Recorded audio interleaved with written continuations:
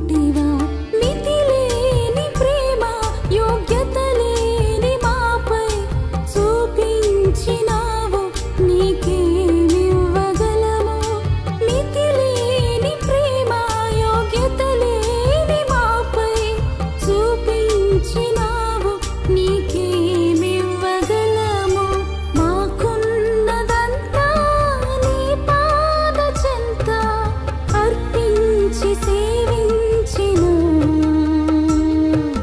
నీ రుణం తీరునా. క్రీస్తు శిలువ శ్రమలను శ్రద్ధగా ధ్యానిస్తున్న మీ అందరికీ మన ప్రభువును రక్షకుడైన యేసుక్రీస్తు నామంలో శుభాలు తెలియజేస్తుంటున్నాను. యేసుక్రీస్తులో నెరవేర్చబడిన పాత నిబంధన ప్రవచనాలన్నీ ఒక్కొక్కటిగా మనం ధ్యానం చేస్తూ ఉంటున్నాం. అనేక ప్రవచనాలు ఆయన శిలువ యాగం గురించి వ్రాయబడ్డవన్నీ కూడా అక్షరాల నెరవేరుతూ రావడం మనం ధ్యానిస్తుంటున్నాం. అందులో భాగంగా ఈరోజు దేవుని చేత ఆయన విడిచిపెట్టబడాలి అనే ప్రవచనాన్ని అలాగే నెరవేర్పును మనం ధ్యానం చేద్దాం. మత్తయి సువార్త 27వ అధ్యాయము 46వ వచనంలో, అలాగే మార్కు సువార్త 15వ అధ్యాయం 34వ వచనంలో ఈ విధంగా రాయబడి ఉంది. ఇంచుమించు 3 గంటలప్పుడు యేసు ఏలీ ఏలీ లామా సబక్తాని అని బిగ్గరగా కేక వేసాను. ఆ మాటకు నా దేవా నా దేవా నన్నెందుకు చేయి విడిచితివని అర్థము. యేసు ప్రభు శిలువపైన వ్రేలాడుతూ అరమేయ భాషలో ఏలీ ఏలీ లామా సబక్తాని అని పిలుస్తున్నాడు.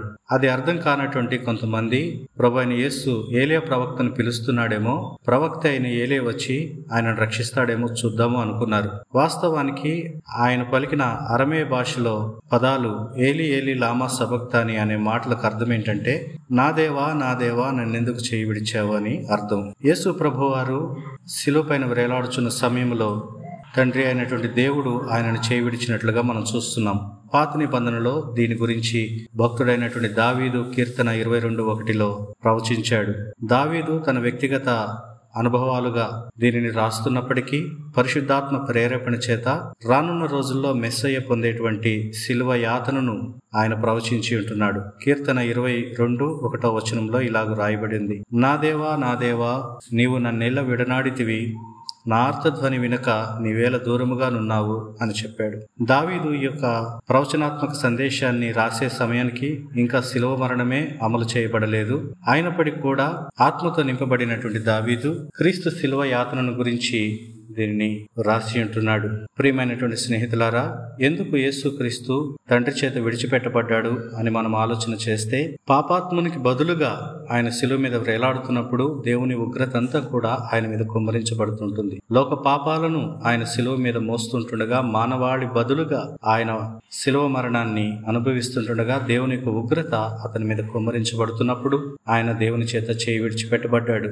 యేసు ప్రభుకి శిలువ మరణము కన్నా శిలువ యాతన కన్నా అత్యంత బాధ కలిగించిన విషయం ఏంటంటే ఆయన తండ్రి చేత విడిచిపెట్టబడడం. ఎందుకంటే తండ్రి కుమారులు ఎప్పుడు కూడా ఎన్నడూ కూడా వేరు కాలేదు. కానీ ఈ సందర్భంలో తండ్రి కుమారులు వేరు కావాల్సి వచ్చింది. దానికి కారణము మన యొక్క పాపమే.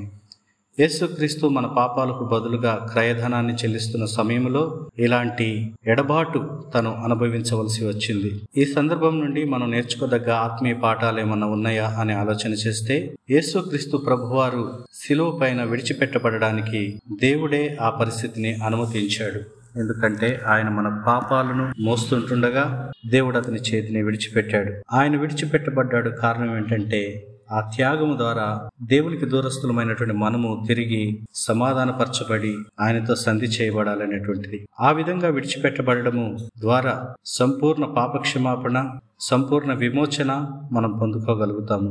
మనకు బదులుగా ఆయన మరణిస్తూ దేవుని ఉగ్రతను మనకు బదులుగా ఆయనను అనుభవిస్తూ ఉన్న సమయంలో దేవుడు యేసు ప్రభుని చేయి విడిచిపెట్టవలసి వచ్చింది. ప్రియమైనటువంటి స్నేహితులారా, దేవుని విశ్వసించినటువంటి మనము మరలా పాపం చేయకుండా మన పాపాల ద్వారా ఆయనను మరింత బాధ పెట్టకుండా జీవించడానికి మనం నిర్ణయించుకోవాలి. తండ్రి కుమారులు వేరవడానికి కారణం మన పాపమేనని గుర్తించి ఇక మీదట పాపంతో ఇక జోలి ఏమీ లేకుండా ముందుకు వెళ్ళడానికి మనం తీర్మానించుకోవాలి. అట్టి కృప దేవుడు మనందరికీ దయచేసి నడిపించునుగాక. ఆమేన్. మాకున్నదంతా నీ పాద చెంత అర్పించి